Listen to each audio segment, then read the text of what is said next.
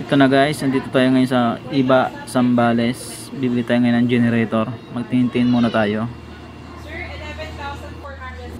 Ito na guys yung napili natin na generator. May lakas siya na 1,300 watts to 1,500 watts. Ito kinakarga na ni Kuya ng langis. Sa nagtatanong po ng location nila, nasa pagitan po sila ng President Ramon Magsaysay State University sa kanan, sa kaliwa naman Phoenix Gasoline Station, Palanginan National Road. Pag matagal natin sir hindi nagamit sir, ito po kasi yung switch natin sir. On sir sa taas, off sa baba sir. Kapag matagal natin hindi nagamit sir, hilahilahin mo natin sir 10 times hanggang 20 times so, para gumanda po yung makina, hindi yung basta-basta agad-agad andar sir. Ibig sabihin sir ano? Hila po sir. I-on muna to? Off natin sir. Off muna? Yes po, tapos hilahin mo natin ng ilang beses. Tapos ito yung choke sir. Pag nandirito, run condition po siya. Ibig sabihin sir, tumatakbo na yun sir. Then ito choke yan sir. Yan po yung unang gagawin natin. Choke natin sir bago hila kapag andar. Pero sa ngayon sir, dahil paiinitin natin siya, saran lang muna siya. Saran. Gas nga, tala. Bago ko pandara sir, i-on ko muna to. Ganun. Pagka sa una nga, di ba sir, matagal po kung di nagamit, wag mo munang i-on sir. Hilahin mo natin sir ng 10 beses hanggang 20 times. Ganun sir. Painitin mo natin sir, pakatin natin yung langis sir.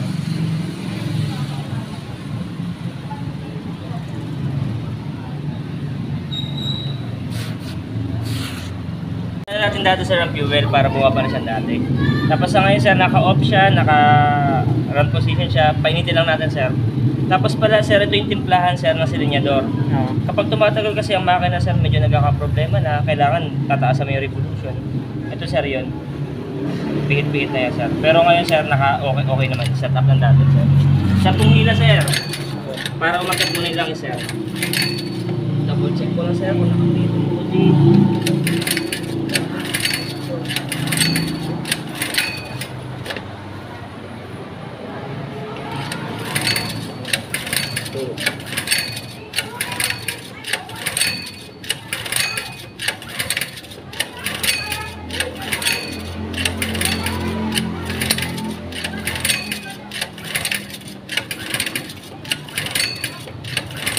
Sir. Mas maganda yung ganyan sir, para at least mas mabilis yung panda rin. So ito sir, on ko na siya sir. Then choke natin position sir.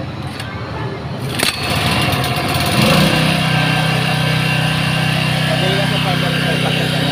Pero kapag agad-agad yung tumanda sir, yung buhay mo yung bumababa. Parang motor lang sir.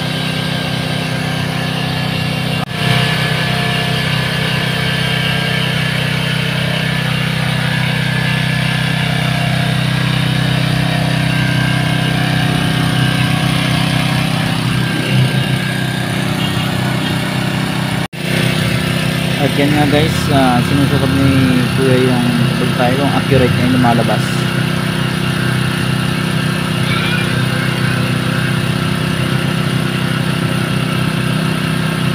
Ito sir, check po.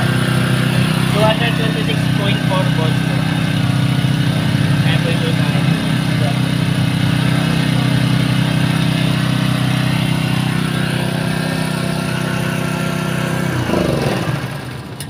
Ito sir, ulitin natin ulit sir.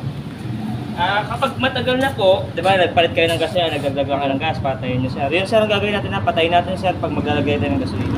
Delikado sir, baka sumabog sa inyo eh. Sige sir.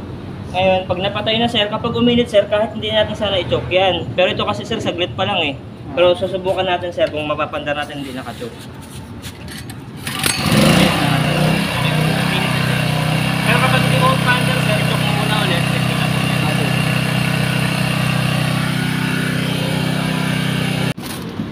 Tapos sa plug niya sir, kayo na lang kung gagawa sir. Ito yung plug sir, sir, tapos pang ano.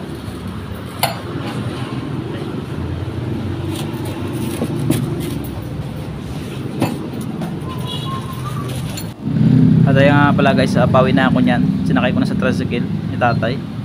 Pawi na ako ng Masinloc. Yan po ang lugar nila. At ito naman yung mga pinamili. Ayan. At ayan, bumili na rin pa ako ng tester. Direct na kursunadahan ko yung latest na tester nila. Automatic yan. At ito naman guys, saktong pag-gawi ko sa bahay. Saktong nag-brown out kaya na-testing ko na. Ito po yung linya papunta sa kwarto ni tatay. Yan po, sakto nebulizer ng tatay at nagamit namin. Ito siya. Yan po. Yan po yung nebulizer si tatay. Sakto pang brand out kaya nagamit kagad siya. Sa nagtatanong po ng presyo, ito po yung presyo niya. 11,750. Guys, hindi po pala kasama dyan yung langis. Hindi po siya kasama. Yun, bibili mo po yung langis na nagkakalaga ng 250. Bali, ang halaga po talaga ng generator is 11,500 pesos. Total of 11,750. Kaya maraming salamat po kay Ma'am Sir na tumulong sa akin dito sa Iba, sa Inco, Iba Zambales, na tumulong sa akin para makapili ako ng magandang generator. Mabuhay po kayo at more sales to come. Maraming salamat po, Inco.